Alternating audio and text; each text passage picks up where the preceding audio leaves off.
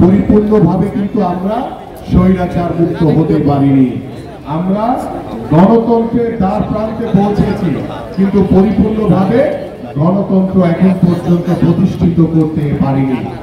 আমরা গত 6 মাস ধরে এই অন্তর্বর্তীকালীন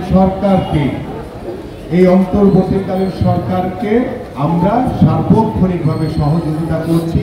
এদেশের সাধারণ মানুষ এই অন্তর্বর্তীকালীন সরকারকে সমর্থন দিয়েছে, কিন্তু এই 6 মাসের ভিতরে আমরা দেখছি আওয়ামী লীগের যারা দোসর, যারা ষড়যন্ত্রকারী, তারা এখনো বিভিন্ন জায়গায় বসে তারা ষড়যন্ত্র করছে, বাংলাদেশের মানুষের বিরুদ্ধে ষড়যন্ত্র করছে, বাংলাদেশের রাষ্ট্রীয় প্রতিষ্ঠানগুলোকে অস্থিতিশীল করার জন্য ষড়যন্ত্র করছে। এই ষড়যন্ত্রকে মোকাবেলা করতে হবে কিন্তু আপনার আমাদের সকলকে। কারণ গত 6 মাসে আমরা একটি জিনিস খেয়াল করছি, একটি গোষ্ঠী কিন্তু তাদের ক্ষমতার লোভে পেয়ে বসছে। তারা কিন্তু সংস্কারের নামে নির্বাচনকে পিছিয়ে দেওয়ার কথা বলছে। স্বৈরাচার শেখ হাসিনার বিচারের নামে তারা নির্বাচনকে পিছিয়ে দেওয়ার চেষ্টা করছে। সংবিধান সংশোধনের মাধ্যমে তারা নির্বাচনকে পিছিয়ে দেওয়ার অপচেষ্টা করছে। গত 17 বছর ওই স্বৈরাচার শেখ হাসিনা দ্বারা আমরা বেশি নির্যাতিত হয়েছে, এদেশের সাধারণ মানুষ নির্যাতিত হয়েছে।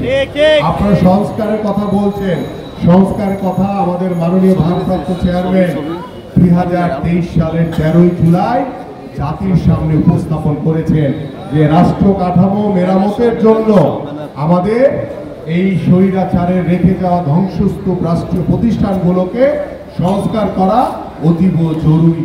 সেই জরুরি কথা চিন্তা করে প্রায় 2 বছর আগে আমাদের মাননীয় ভারপ্রাপ্ত চেয়ারম্যান সংস্কারের কথা বলেছেন, আর আপনারা 5ই আগস্টের পরে এসে সংস্কারের কথা বলছেন। আমরা কিন্তু আপনাদেরও আগে এই সংস্কার চেয়েছি। তো সংস্কার এটি একটি চলমান প্রক্রিয়া, সেই চলমান প্রক্রিয়া সেটা যুগের পর যুগ সংস্কার চলবে। তার মানে কি সংস্কার কমপ্লিট না হওয়া পর্যন্ত কি আমরা নির্বাচন হবে না বাংলাদেশে? বাংলাদেশের মানুষ ভোট দিবে না?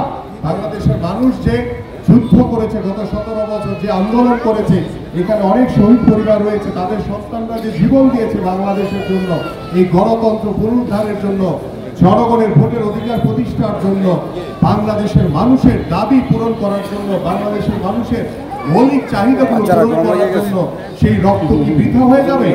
কখনোই বৃথা হবে না প্রিয় নেতৃবৃন্দ।